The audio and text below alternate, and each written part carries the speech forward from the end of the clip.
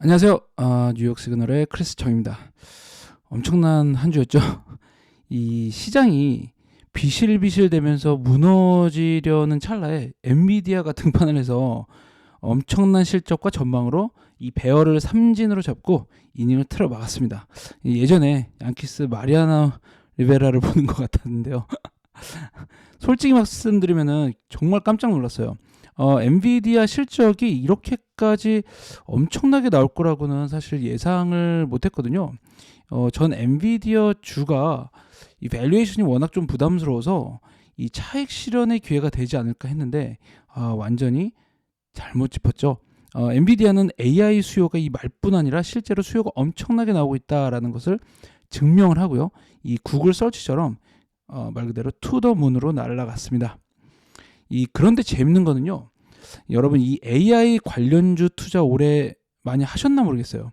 사실 더 밀크 투자노트에서 2월하고 3월 초에 이 엔비디아부터 이 AI 관련주를 엄청나게 기사를 많이 냈어요. 이 슈퍼마이크로 같은 경우도 이 미국 형님이 소개하기 한 달 전에 벌써 내보냈었고요. 그런데 이 통계를 보면은요. 개인 투자자들은 이번 AI 버블에서 약간 좀 멀리 떨어져 있는 것 같죠. 이 블룸버그에 따르면 AI 관련주는 날아올랐지만 3월 이후 개인 투자자들은요 그다지 이 관련주를 매수하지 않은 것처럼 보이죠. 아무래도 여러 가지 좀 우려가 있긴 하죠. 저도 지금 시장을 좀 부정적으로 바라보는 입장이라서 이해가 되긴 하는데요. 뱅크 오브 아메리카에 따르면 올해 S&P 500 상승세는 모두 빅테크 7, 매그니피션 7이라고도 하더라고요. 그래서 얘네들이 다 가져왔습니다. 평균 70%가 올랐는데요. 뭐 대부분 엔비디아가 가지고 갔겠죠.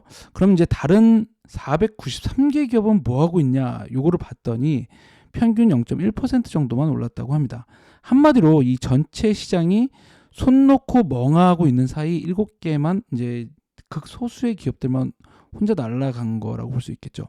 실제로 이 S&P 500을 아웃퍼폼하는 기업의 비율은 이제 1999년 닷컴 버블 직전 이후 가장 낮은 상태입니다. 5월이 얼마 안 남았어요. 5월의 자산 시장을 보면요. 이거를 좀 극명하게 보실 수 있어요. 이 차트를 보시면 일단 퍼센티지로 가장 많이 오른 건 금리예요. 국채금리. 이거는 10년물 국채금리인데요. 실제로 이번에 모기지 금리가 7%를 돌파하기도 했어요. 그리고 나스닥이 또 7% 정도 올랐습니다. 이게 오전 상황이니까 더 올랐겠죠. 다음으로는 달러가 또 가장 많이 올랐습니다. S&P 500은 0.7% 정도 올랐으니까요. 사실 뭐 거의 움직이지 못했다고 봐야 될 것 같고요. 그 나머지를 보면은요. 정크 등급 하이힐드 채권부터 골드, 다우지수, 오일, 비트코인 그리고 구리가 모두 하락을 했습니다. 가장 크게 하락한 걸 보시면요. 이 구리하고 오일이에요. 비트코인은 뭐 암호화폐니까 제외한다고 치더라도 일단 글로벌 경제에 가장 큰 영향을 받고 또 선행 지표로 인식되는 두 원자재가 가장 크게 무너진 거죠. 한마디로 5월은요. 나스닥 그중에서도 빅테크만 오른 겁니다.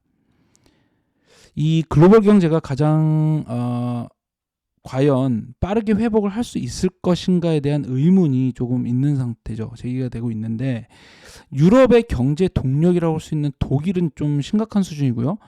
중국도 심상치가 않습니다. 시장의 중국 GDP에 대한 성장 전망치가 낮아지고 있죠. 컨센서스를 하향 조정하고 있는 상태입니다. 실제로 지금 산업 생산 같은 경우로 보면 굉장히 부진하죠. 특히 지난주에는 코로나 확진자가 한 주에 6,500만 명이나 늘었다고 해요. 대단한 것 같은데 그러면서 이제 경기 활동이 둔화되는 시그널이 나오고 있습니다. 그 유럽 명품이 이번 주에 굉장히 부진했어요. 그런데 이게 중국뿐 아니라 중국에서도 영향을 굉장히 많이 받았을 거고요. 그리고 미국에서도 명품 소비 지출 둔화 시그널이 있다고 합니다. 그런데 이 미국의 경제가 예상보다 너무 강하죠. 그러니까 당연히 달러가 강세로 전환하고 이 금리도 오릅니다. 왜냐하면 경제가 강하니까 물가가 내리지 않기 때문이죠. 오늘 발표된 4월 PCE 물가 지수가 4.4%로 3월에 4.2%보다 더 올랐어요. 이 연준이 가장 주목하는 인플레이션 데이터가 이 개인소비 지출 PCE 물가인데 4월뿐만 아니라 1분기 전체적으로 나온 것도 이번 주에 나왔는데 이것도 올랐죠. 예상보다 더 올랐습니다. 그리고 이전 저점보다 더 올랐어요. 그리고 4월도 오르고 있는 거죠. 일주일 전만 해도 그러니까 아무도 생각하지 않던 게 또 이제 6월 금리 인상 가능성인데 이게 이제 커지고 있습니다. 56.3%로 올랐고요. 7월 말까지의 인상 가능성은 이제 75% 정도로 보고 있습니다. 금리와 달러가 강세를 보인 이유가 있다고 할 수 있겠죠. 당연히 이건 금융 환경을 지금 타이트하게 만드는 요인인데요. 실질 금리가 오르고 그러니까 뭐 당연히 비트코인이 부진할 수밖에 없습니다. 금융 환경이 타이트해진다는 것은 시중 유동성에는 악영향을 주고 있다는 의미가 되기도 하죠. 연준이 실리콘밸리 사태 때 잠깐 유동성을 좀 풀긴 했는데 다시 또 옥죄기 시작하면서 유동성은 이제 시장의 방향과는 다른 방향으로 가고 있는 모습이죠. 물론 안 좋은 소식만 있는 건 아니에요. 기업 이익이 예상보다 너무 좋습니다. 개인 소비도 아주 강력하죠. 당연히 인플레이션이 지속되는 상황에서 소비자들이 비싸도 사니까 기업 이익이 뭐 나빠질 리가 없죠. 펀더멘털이 지금 수면 아래에서는 무너지고 있어도 소비가 지속되니까 기업 이익도 견디고 당연히 주가도 견딥니다. 근데 문제는 미국인들의 소비가 이제 크레딧 카드 부채로 의존하고 있다는 점인데요. 이 크레딧 카드는 아시다시피 금리의 영향을 굉장히 많이 받습니다. 연준이 금리 올릴 때마다 이자가 팍팍 늘어나죠. 그것도 이 복리의 마법으로 늘어납니다. 지금은 사실 한 달 만에 크레딧 카드 부채를 모두 완전히 다 갚으면서 쓰지 않으면은 안 되었으면 안 됩니다. 맛이 갑니다. 3달치 이자 모아놓으면요 크루즈 여행 갈 수 있죠. 우리 집 얘기냐고 하신다면 저는 노코멘트 하겠습니다. 이거 오래 못 갈 것 같습니다. 생각해보세요. 모기지 금리가 지금 7%를 이번 주에 또 넘었단 말이죠. 주택시장 수요가 살아나고 있다곤 하지만 이게 모기지 금리가 떨어지면서 살아나고 있다는 후행지표에 반해서 이제 나온 건데, 하지만 이게 또 얼마나 더 오래 갈 것인가. 불과 1년 전 이자하고 지금 이자 차이가 모기지로 보면은요 수천 불 차이가 납니다. 인컴 대비 부채 비율이 사상 최고 수준을 넘은 상태에서 주택시장이 지금 유지될 수 있을 것이다 라고 믿는다면 이거 다시 생각해 보셔야겠죠. 시간은 걸리겠지만 무조건 무너집니다. 당연히 아직까지 물론 현재 대부분의 오너들은요 모기지 금리가 2%에서 3% 정도밖에 안 내고 있어요. 그래서 굉장히 단단한 기반을 가지고 있죠. 주택시장이 2007년처럼 무너지는 게 아니라 그래서 좀 정체가 되는 시기가 장기화될 가능성이 저는 높다고 봅니다. 이거는 고금리가 계속 이런 상태로 유지가 되면은 서서히 무너질 가능성이 높다고 보고 있습니다. 네. 이번 주 자금 흐름을 보겠습니다. 다음 주는 어떻게 될지 모르겠는데요. 일단 엔비디아의 영향이 자금 흐름에도 영향을 줄 가능성이 있겠죠. 그런데 자금 흐름은 일단 여전히 현금으로 231억 달러가 유입이 됐습니다. 지난주보다 더 증가를 했어요. 다시 현금으로 유입세가 늘어난 건데요. 여기에다 채권까지 95억 달러가 유입되면서 또 역시 안전자산 선호 심리 흐름이 유지가 되고 있습니다. 반대로 이 주식시장에서는 39억 달러가 유출이 됐습니다. 다만 주식시장에서는요 기술주로 자금이 유입되면서 주식에서의 안전자산은 지금 기술주가 되고 있는 상황입니다. 자, 이제 부채 한도 협상은 막바지를 향해 가고 있는데요. 다음 주 월요일이 메모리얼데이 휴일이에요. 그래서 이제 시장도 없을 것 같은데 이때까지 지금 합의가 안 되면 상당히 위험해질 겁니다. 지금 재무부 현금이 500억도 없는 상황이에요. 정말 6월 1일이면 그 지출과 텍스 들어오는 거에 따라서 디폴트 가능성이 없지 않습니다.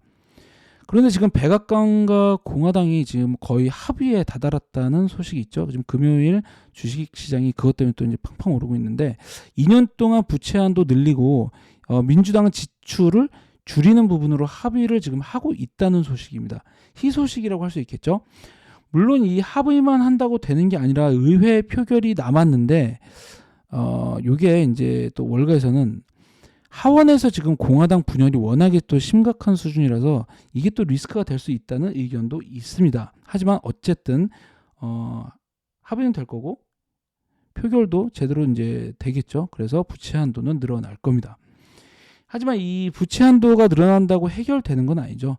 이제 시장은 연준이 금리를 더 올릴 가능성이 있고요. 그리고 정부의 재정 지출은 줄어드는 걸 감당을 해야 합니다. 유동성은 미국 국채 발행이 급격하게 늘어나면서 이제 급격히 또 쪼그라들겠죠. 유럽과 중국이 부진한 상황에서 미국도 경제 성장에서 상당히 이 부담을 갖게 되는 건데요. 지금 철광석하고 구리가 이런 거를 선 반영해서 굉장히 부진한 모습을 보이고 있는데 이 글로벌 경제가 상당히 이제 꼭기를 바라보고는 있지는 않은 모습이라고 할 수 있겠죠. 골드만삭스가 사실 올해 가장 불리시한 투자은행 중 하나인데요. 올해 경기 침체가 없을 것이라고 보고 있죠. 거의 35%니까 뭐 거의 없을 것이라고 보고 있는 상황인데 그런 골드만이 2023년 S&P 500 종가로 4천을 제시하고 있습니다. 상승 여력이 사실 많지 않다는 의미죠. 반면 올해 가장 큰 베어로 인식되고 있는 게 이제 뱅크 오브 아메리카하고 모건 스탠리인데 뱅크 오브 아메리카가 이번 주에 약간 좀 손을 조금 들었어요. 목표가를 4,300으로 올렸습니다. 현재 S&P 500은 4,200선에 있는데요. 주가 상승 여력이 분명히 있긴 하지만 그 천장이 지금 높지는 않다라고 볼 수 있겠죠. 이 골드만은 현재 시장의 가장 큰 위험 중 하나로 오르는 주가와는 다르게 전혀 움직이지 않고 있는 자금 흐름을 꼽고 있는데요. 실제로 올해 주식시장으로의 자금 유입세는 전혀 없습니다. 특히 3월 이후로는 유입세가 딱 멈춘 상태죠. 6월은 제 생각에는 정말 중요한 달이 될 가능성이 높습니다. 현재 자산 시장은요, 나스닥만 오르고 있는 상황인데 이제 주식 시장이 이제 나스닥만 오르냐 아니면 다른 기업들도 랠리에 동참하느냐의 선택 여부를 보여줄 겁니다. 오늘 같은 경우는 이제 긍정적인 모습이 보여주고 있는데 이 동일 가중 지수, 다우 지수, 러셀 2000이 굉장히 무너졌는데 얘네들이 회복세를 보이느냐 마느냐 여부를 잘 살펴보셔야 될 겁니다. 그 중에서도 지금 자금 흐름이 가장 중요할 거로 보이는데요. 현재 보시다시피 이 자금 흐름은요, 평평하게 움직이면서 사실상 제로 수준에 있습니다. 여기에서 자금이 플러스로 유입되는 추세를 보이느냐 혹은 마이너스로 유출되면서 하락하느냐 이런 추세를 보이느냐에 따라서 이 중장기적인 시장의 방향성을 보여주는 가장 큰 시그널이 되지 않을까 싶습니다. 네, 오늘은 여기까지 하겠습니다. 시청해 주셔서 감사합니다. 구독과 좋아요 부탁드리고요. 커멘트도 이제는 모두 답변을 드릴 예정이니까요. 적극적인 의사표현 부탁드립니다. 네, 감사합니다.